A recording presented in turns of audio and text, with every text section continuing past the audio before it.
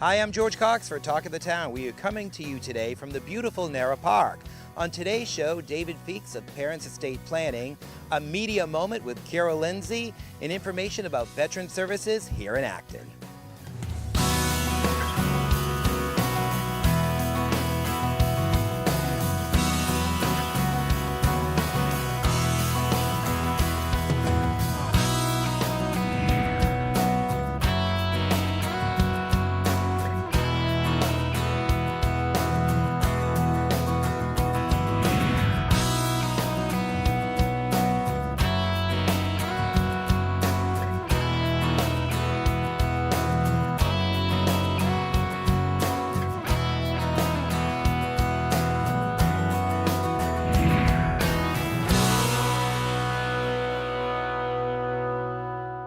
Here's James MacRae with a Veteran Services update.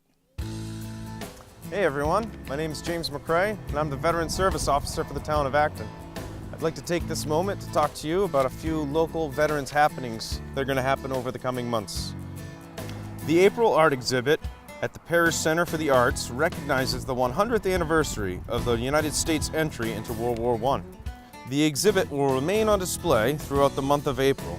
Gallery viewing hours are Sunday afternoons from noon to 2 p.m. or by special appointment. Acton Veteran Services, as well as the Celebrations Committee, invite you to observe this year's Memorial Day Parade and ceremonies on Monday, May 29th. The parade will step off from the Acton Boxborough High School at 10 a.m. sharp by way of Hayward Road. The parade will march up Main Street and stop at the Town Common, where an abbreviated ceremony will be held. The parade will then continue down Concord Road and arrive at Woodlawn Cemetery, at which point the main ceremony will take place. We sincerely hope you can attend this ceremony to honor our nation's heroes. On Flag Day this year, June 14th, roughly 6:30 p.m., we're going to have a flag retirement ceremony at Woodlawn Cemetery. Eagle Scout Paul Nelson from Troop 32, along with his troop mates, will be there in attendance to help retire flags. Paul Nelson has, for his Eagle Scout project, has created a permanent structure for retiring such flags, so all are welcome to attend. Bugles Across America gathers over by the fire station at 7 p.m. on the first Sunday of each month to pay tribute to the men and women who served our country. This ceremony starts with the Pledge of Allegiance. Then the post commander discusses recent events regarding our local military community, followed by a prayer from a clergyman, and then they finish with the playing of echo taps. Plenty of parking, open to the public, all are welcome. And my duties as the Veteran Service Officer for the town of Acton are to help veterans, family members, and surviving spouses with state and federal benefits.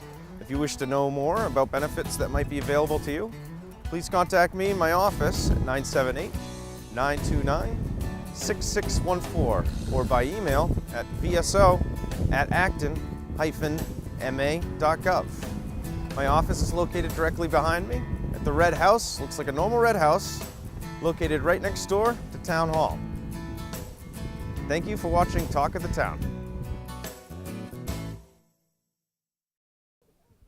Are you looking to plan your future for healthcare decisions? Here's some great advice from attorney David Feakes of Parents Estate Planning. We are here with David Feakes of Parents Estate Planning to talk about National Healthcare Decisions Day. Now, what is this event all about? It's a national event. It starts on April 16th. It goes to April 22nd. So it's called National Healthcare Decisions Day, but this year it's really taking place for a full week. It's really to bring awareness to people about the importance of making other people making decisions for you if you become incapacitated and you can't make healthcare decisions for yourself. And it's really about the importance of doing advanced planning, of getting the plan in place ahead of time before those decisions need to be made, so that people aren't scrambling to try and make those decisions for you if something terrible were to happen to you. And what are some of the things, I know I went through this with, as you know, with my mom, as I told you before, but what are some of the things that people who are looking to make some planning ahead, what are some of the documents that you think they need? Three critical documents. The first one's called a healthcare proxy, and that's the document that gives other people the authority to make healthcare decisions for you if you can't make those decisions for yourself or if you can't communicate those decisions. Along with that is what we call a HIPAA waiver or a HIPAA authorization, which is the document that gives those people the authority to have access to your medical information or to communicate freely with your healthcare providers if those decisions need to be made.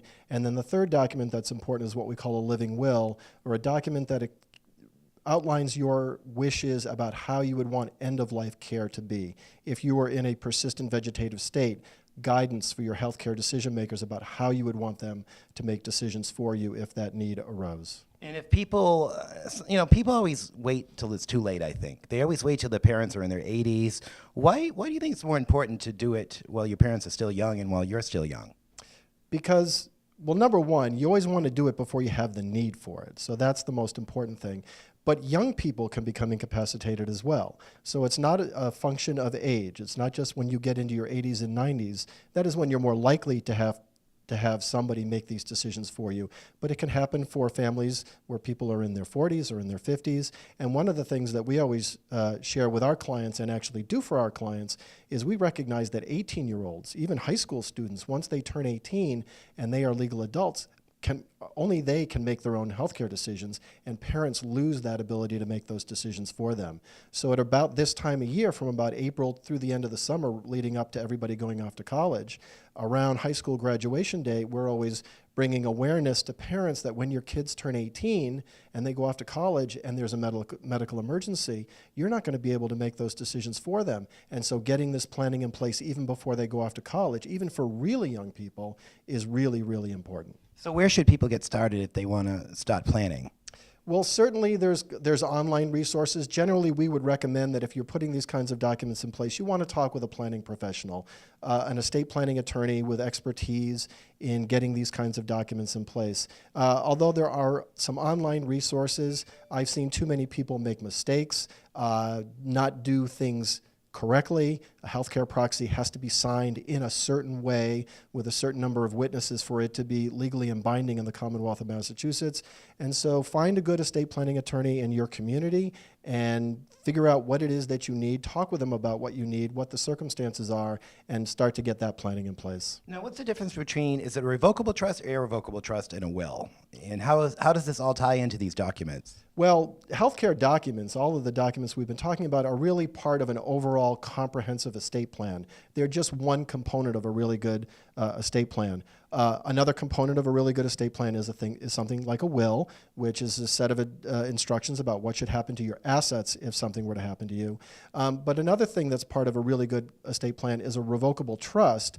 And the really great thing about a revocable trust is it not only deals with what should happen to my assets if something happens to me, but with your assets owned in a revocable trust, if you become incapacitated, then the trust itself will appoint someone to step in and take over the management and care of the trust assets, which means that people will be able to step in and manage those assets for you if you become incapacitated, just like it would be with a healthcare proxy and medical decisions. And I think it's really important because I think all those documents tie in together and they really take care of you and your loved ones in the end, which I think is great. That's the whole idea of the planning, is making things as easy as possible for your family, for the people who are left behind, so that they are not left with questions, with burden, that you just want to make things as easy and as seamless as possible for your family in case anything ever happens to you. Excellent. And if people want to get in touch and they want to know more about your office, how can they do that?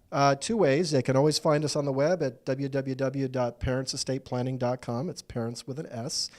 They can reach us in the office at 978-263-6900. Happy to take calls, give information out to people, and get them started on the planning for their own family. So remember, plan for your future, and it's National Healthcare Decision Day on April 16th, and some great information. Get in touch with David in his office at Parents Estate Planning. This is George for Talk of the Town. You may know her from her show called Dance On. Here's Carol Lindsay with her new segment with yours truly, The Media Moment.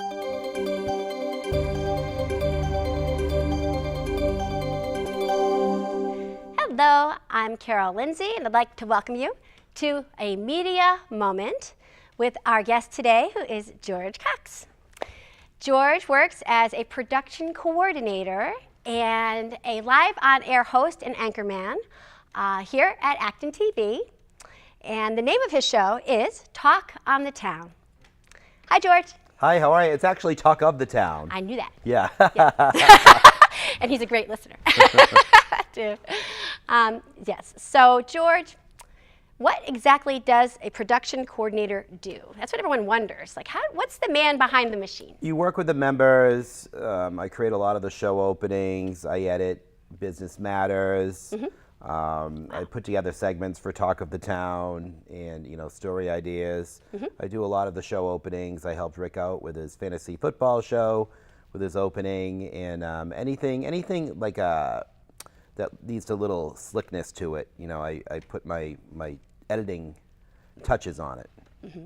So what kind of show do you like to do best? What's your favorite kind of show here on ActonTV? I think I love The Codfathers. If anyone's ever seen The Codfathers, they do this great cooking show. Oh. And what I love about them is they have such a great big personality that I swear they could be on the Food Network. That's one of my favorite shows here is The Codfathers. And they only tape twice a year, but fantastic. They're just great hosts. And of course, I love working on Talk of the Town.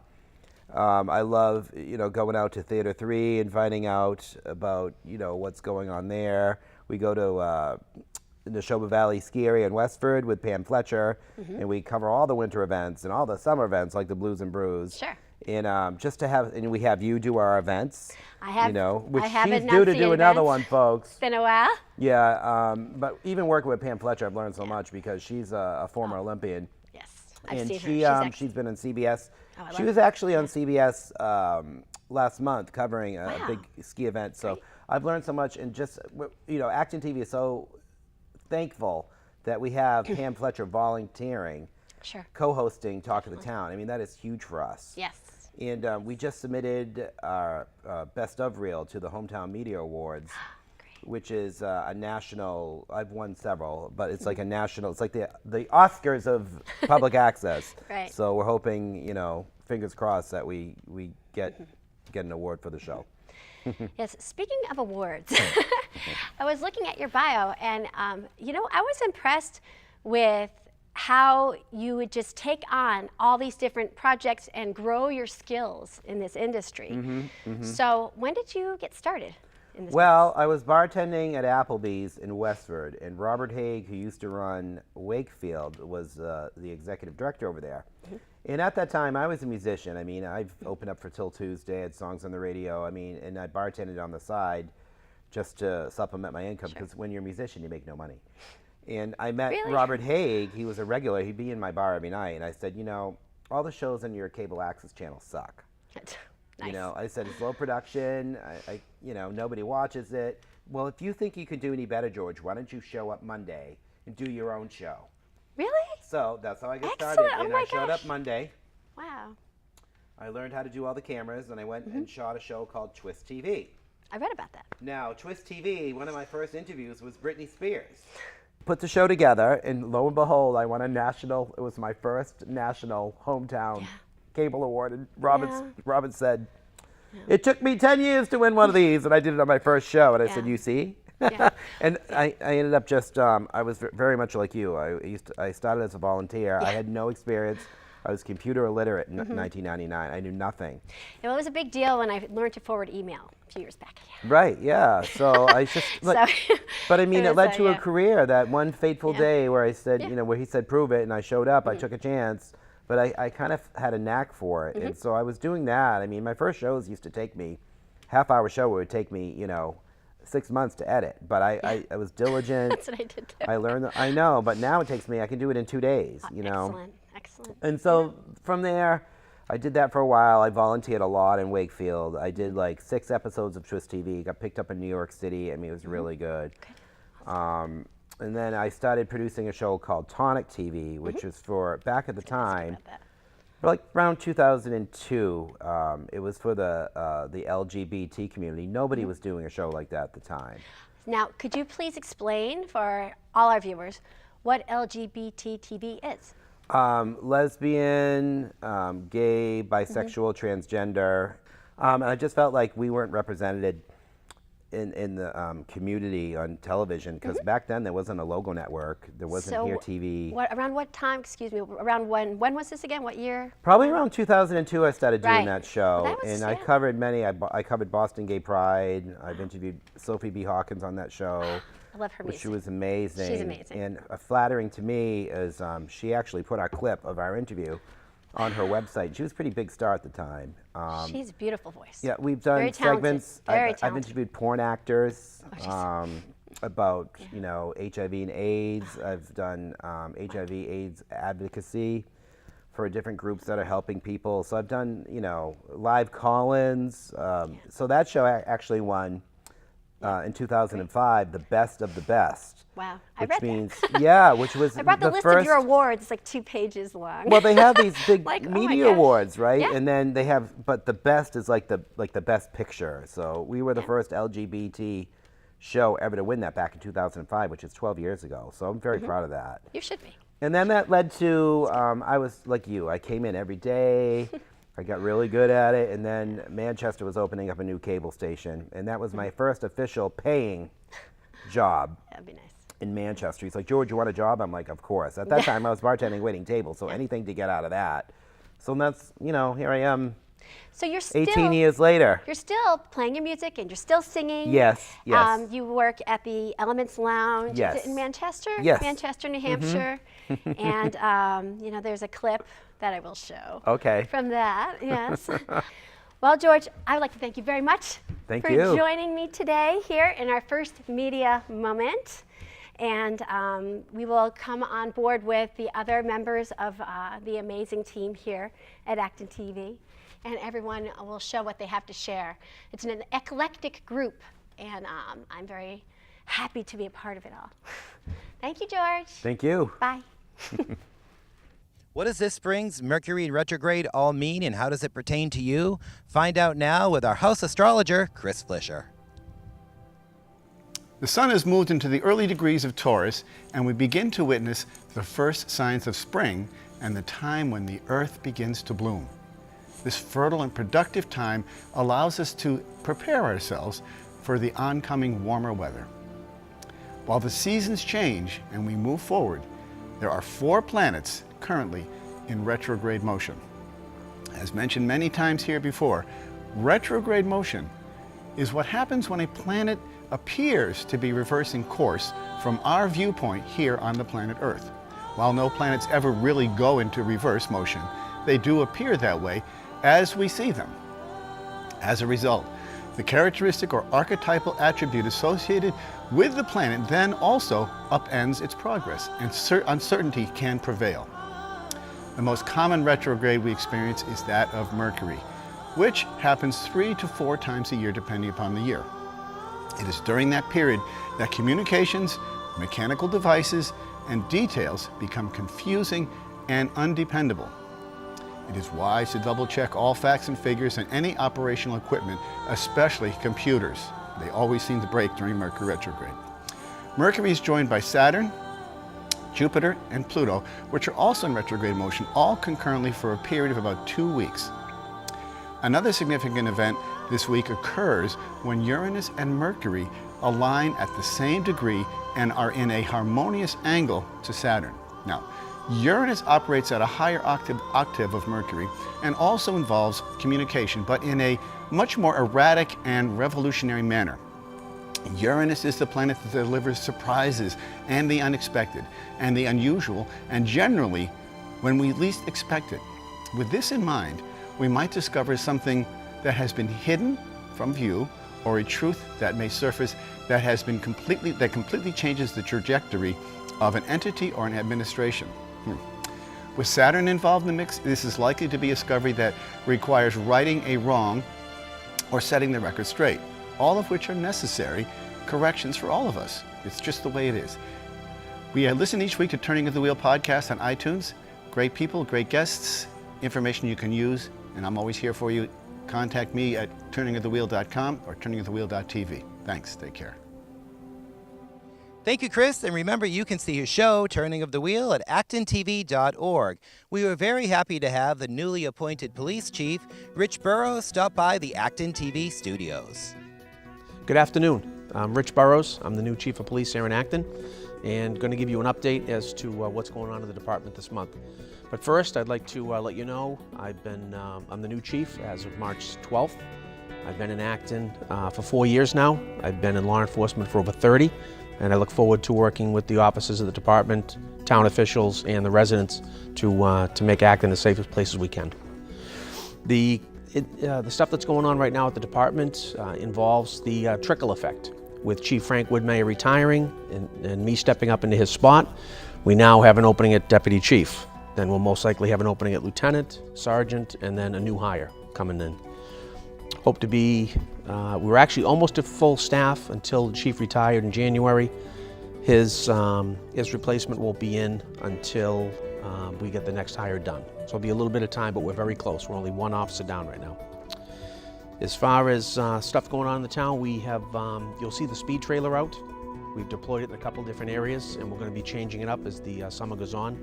Hope to educate the public as to speed and let them know how fast they're going. With the nice weather here, we have more people walking, more people on bicycles, and we have more motorcycles out there. So we're asking people to keep the speed slow and be safe. One of the things we did recently was a traffic grant. For the month of April, we had a distracted driving grant where the officers were out there on overtime with money paid from the state, Governor's Highway Safety Bureau, to address distracted driving issues. Next month, we're going to be doing the click it or ticket. Again, money paid for by the Governor's Highway Safety Bureau to try to increase seatbelt usage in the town of Acton. More seatbelt usage is going to reduce injuries for people involved in accidents. And that's it for the month. Starting on July 14th, we're having another kids camp where they can learn video production. We had a chance to have the Cub Scouts stop by the studio, and I had to talk to them. I kind of felt like Art Linkletter. Hi, we're the kids from ActonTV, and this is Talk of the Town. George for Talk of the Town. We are here with the Hollywood Minute with Ian, Henry, and Nico. So tell us what brings you here today to ActonTV. I want to learn how to make a movie. And tell us about your Cub Scout troop. I'm Weeblos. I'm in a Weeblo. And Henry, where are you from and how old are you? I'm from Boxborough and I'm 8 years old. What's your favorite subject in school? Jim. Jim. And Nico, what's your favorite movie? I like Harry Potter and the Goblet of Fire. Nice. And if I gave you $1 million today and you could do your very own TV show, what would it be? What would it be? If I said I'm going to give you $1 million right now, what TV show would you be if you could do it? I don't know. All right, what would you do if I gave you $1 million to do your own TV show? I would, I would just donate all the money I'll just donate all the money to Nico. Nico. Now tell us about your Cub Scout troop. We're from Pack 26 from Boxborough. Nice, nice. And you're in the Girl Scouts, so tell us about your Girl Scout troop. We have cookies for it. It passed already. And who doesn't love Girl Scout cookies? And Colin, tell us about the Cub Scout troop. Why do you like it so much? Knowledge. Knowledge. I like to learn a lot of education. And what have you learned in the Cub Scouts? Some very important, some skills. Excellent. Well, For some reason, I can't exactly now remember what I exactly learned from it. but you know, I think they teach a lot of stuff about maybe outdoors and working as a team and becoming friends with everybody, which is important. So, what is your favorite topic in school? Recess. That's everybody's favorite topic, even mine. And what about you, Rachel? I like art. You like art? Nice. And Colin, what do you like in school? I just like the knowledge again. But No. one more thing, it is not everybody's favorite is recess. It's not mine. Yeah. Well, that's okay. Well, you know, if you study and you work hard, you'll get ahead in life. So there's nothing wrong with that, right? Now, tell us, you just had long hair. How long was it? Like down here? Sort of. Sort of. Yeah, it was like down to here because but then I started growing it like a year before to donate it to cancer. Oh, that's a wonderful cause, and that's what you did today. Mm-hmm. Oh, that's wonderful. And how do you feel about people who are less fortunate than you to help them? Well, I think it's it makes me really happy because they get to have what they didn't have before. That's wonderful. That's very wonderful. And if people want more information, how can they? Is there an organization that you did this for that you remember? What is it? Locks of Love. Locks of Love. Excellent. Well, that's very nice. That's very nice of him to do that. So, do you have any brothers or sisters? Yeah. How many? 2 brothers and no sisters. And what do you guys do, for fun? Sometimes we play on the trampoline or we just stay and watch TV. That's fun. And what's your favorite TV show? I actually like cooking, but I don't really like movies. Okay, so cooking. So maybe someday you'll be a famous chef. And Colin, do you have any animals at home? Yes, 1 dog named Ronnie. And what kind of dog is Ronnie? I don't exactly know. What color is he? Is he a big dog or He's a little black dog? and white. Black and white. And what's your favorite thing about your dog? What do you love about him the most? Most? Yeah, what do you love about your dog the most? Is he like your best friend? Not really. Not really. Well, they say that dogs are man's best friend. They'll always be your friend for life. Right? Right. So if I gave you $1 million, what would you do with it and why? I don't know. I would buy a bunch of stuff like a house or something. But then I don't know, or make a TV show. Make a TV show. What type of TV show would you like to do? I don't know, maybe a baking show because I love baking. And Rachel, if I gave you $1 million, what would you do with it and why? I'll buy a mansion. You'd buy a mansion and then you'd live comfortable. Hey, there's nothing wrong with that. And Colin, what would you do with $1 million? Well, I don't even want $1 million.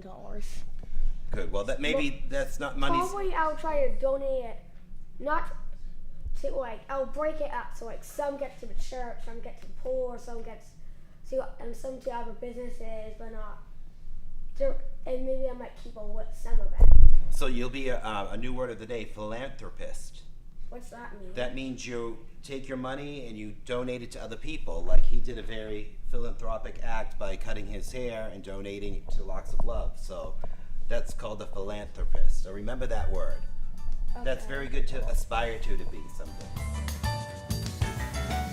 Do you have a show idea? Maybe you want to be a special correspondent? This could be you standing right here. Drop us a line at ActonTV.org and connect with us on Facebook and YouTube.